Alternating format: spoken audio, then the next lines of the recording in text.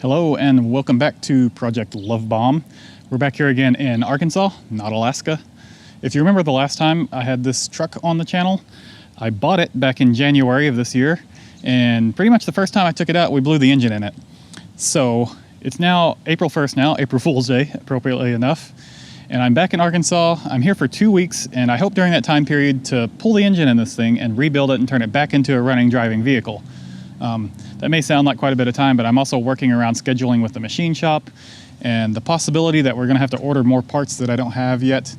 So it's actually kind of a time crunch and I need to get to work on this. First things first, I wanna move this into that shop right there where I can pull the engine out. This thing does not run and drive, obviously, so you can still crank the engine. And what I'm thinking is maybe I can just put it in gear and use the battery power and the starter to sort of make it a crappy electric car and drive it into the shop there. So first things first, let's try to move it over there.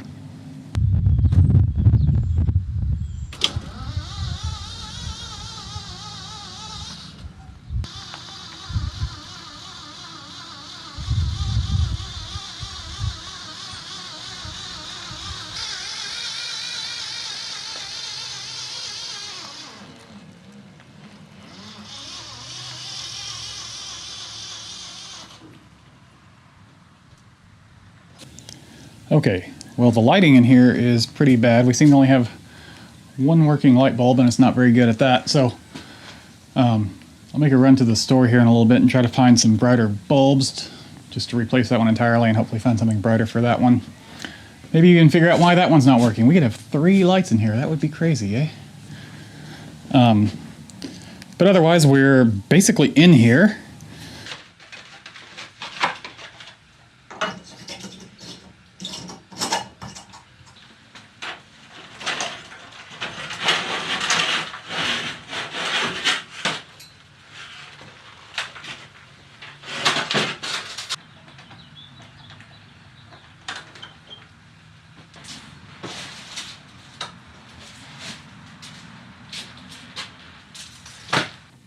I've got a pile of parts, boxes of parts that I've been ordering.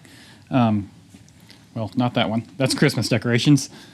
But all of these boxes are LUV parts. And I guess the first thing I need to do is get the hood off of this thing. It's got that front hinged hood, which will be kind of annoying and in the way, so I'm just going to take it off entirely. Looks like we've got 2 bolts here and 2 there, and it looks like the hood would be free after that, so I just need to pop 4 bolts. So I guess we'll start opening boxes, because I've got a socket set that I bought just to keep in this vehicle.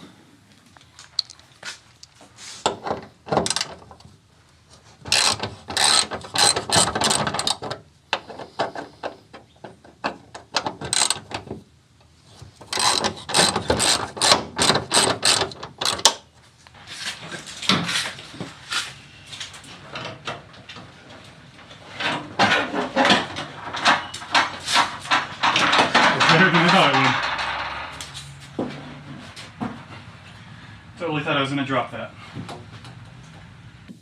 Okay, the first thing I want to do is pull this radiator out.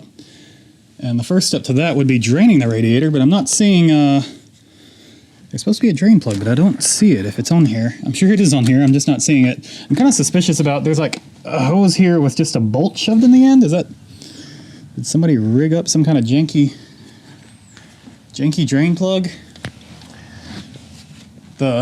The reality is I'm probably going to make a huge mess and pull the radiator out, and then once I have it out, I'll be able to see where the plug was and be like, oh, I should have found that. But I guess what I'm going to do is just pull this bottom hose off. I've got the drain plug underneath, and I'll just try to catch as much as I can. It's going to spill when I do this. Try to not get my shoes full of coolant, too. That would be nice.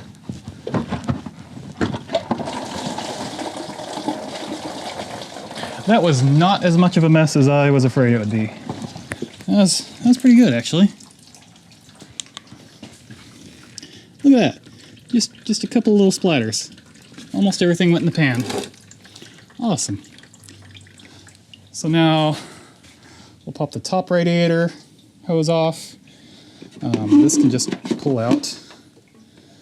And there's going to be, I think there's 4 mounting hoses. Oh, I guess that's true. We could pop that out, pop the cap off, and it'll remove suction. There's the rest of the fluid. Okay, as I was saying, I think there are 4, 2 on this side and 2 more on the other side, and then the whole thing should come out.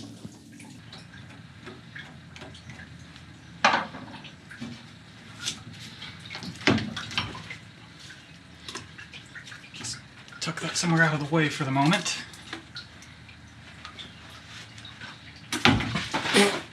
Thanks. Thanks. I'm making more of a mess with this top hose than I was with the bottom hose. You know, just stay. Just stay.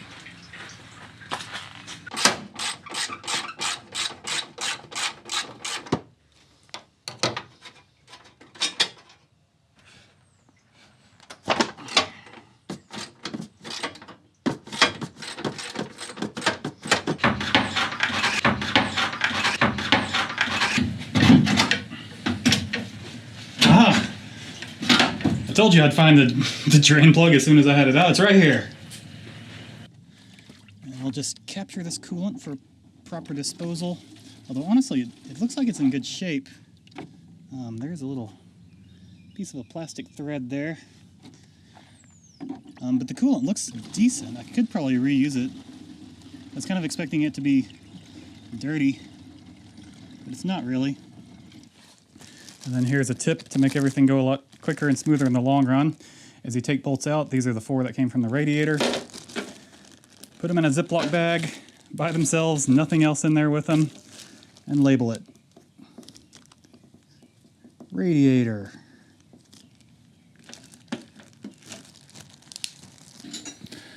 Alright, I got an engine hoist in here now. It's a big old beefy engine hoist. It's way bigger than we need. It is nighttime now because I had to go do a work thing. But it's so nice in here with these lights. We can see what we're doing. My buddy Colby's here, going to help me. And we're going to start pulling the rest of this out. So, already got the radiator out. I want to drain the oil, and Colby's going to work on getting the battery out. Okay, here's the engine oil I just drained out of there. And this engine was definitely due a replacement. I don't know how well you can see it on camera, but there's lots of shiny sparkles in here. And that's metal that's been wearing off. It looks like some sort of metallic paint. That's what it looks like. But there's just lots of little metal fragments embedded in the oil. Okay, I've disconnected. This is the throttle cable that went right there on the carburetor. And this is the choke, went to right here. So it was just fed through this little bracket right here. And it goes in there. And that bolt stops it down and holds it in place. This sticks into this little bracket right here, and then sort of hooks on right there, and it pulls this back and forth. And there is a return spring right here. We'll have to remember to hook that back up when we put things back together. Got the battery out too. By the book, that should have been the first thing we did, but it wasn't. Next step is we're going to disconnect the exhaust manifold. So that's 2 bolts here, 3 there, and 2 there. These can sometimes be really tough because they heat cycle really bad, so hopefully it's not too bad. Okay, actually all those exhaust bolts came out pretty easily. Nothing was seized. I do notice that they're all studs in the block with a nut on it, as it should be. Except for these 2, so somebody must have pulled those studs out or stripped them at some point and they just put bolts in them. One of them had a stack of washers on it because I guess I couldn't find a bolt of the right length. We've also taken the 2 fuel lines off the carburetor. That'll be feed and return. And here's another tip, like I told you earlier about putting bolts in a Ziploc and labeling it. When you disconnect hoses, label those too. Put a little piece of tape on it. See, I've got a number 2 written there. And then this is where it goes. It's got a number 2. So when we put things back together, just match numbers together. 2 to 2, 1 to 1. Next up, I'm going to take the electricals off the back of the alternator. So I've already loosened this wire. That comes off. And then we loosen that nut and pull this off. And then we just unplug this little pigtail harness thingy here.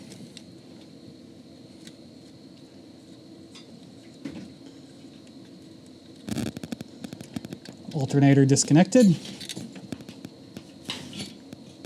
And Colby is working on the starter on that side. He's already gotten this cable off, which went on right there, I think. And now we need to take this one off, which is a nut that's sort of, this is the problem, it's hard to reach in here. And then there will be 2 bolts that hold the starter itself to the bell housing, one here, and one on the bottom. And then the whole thing should be able to slip out, although it's going to be a pretty tight fit.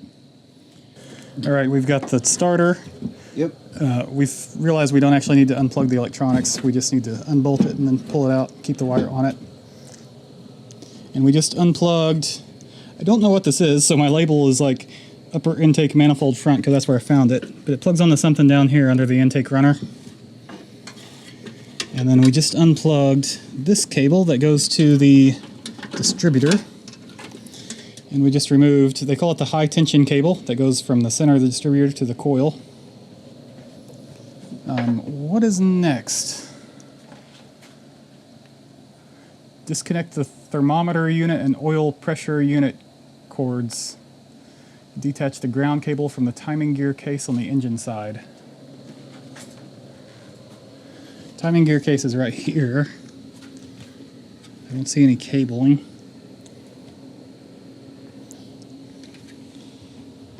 There's been a couple of things that were listed that we haven't found, and I don't know if we just haven't found it or if it's not there, if somebody's done something in the past. So at some point we're going to start removing this, and we're just going to have to give a good look over for any hanging cables when we pull it out.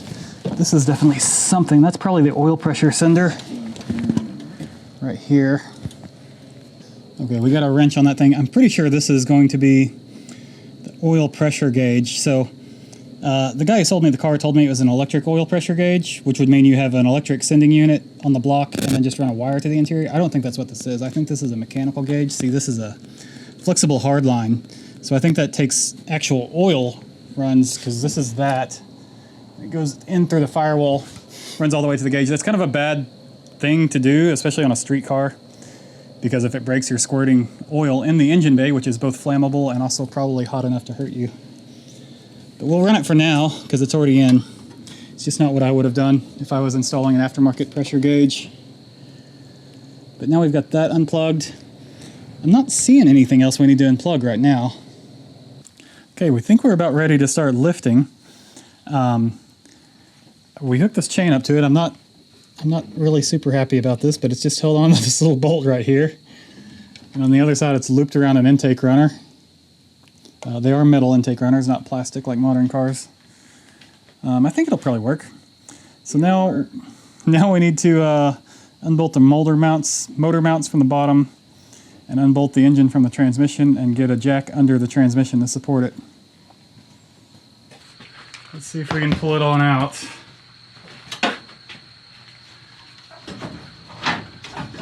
I'm sorry. Yeah, I gotta have to get out.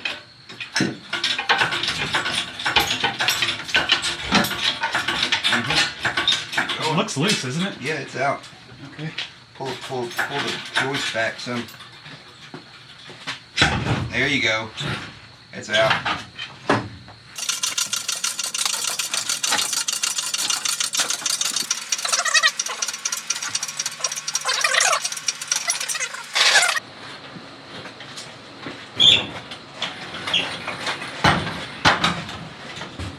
Stay where you're I at. can go up high now. Okay.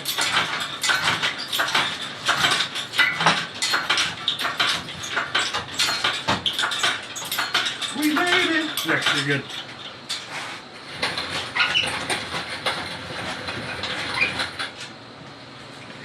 I don't want to walk through here. Turn the camera to face it. And then start lowering it down slow.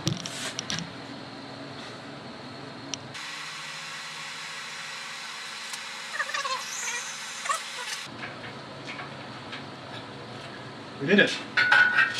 We did it. Should have been done 2 hours ago, but we did it. 1 o'clock in the morning.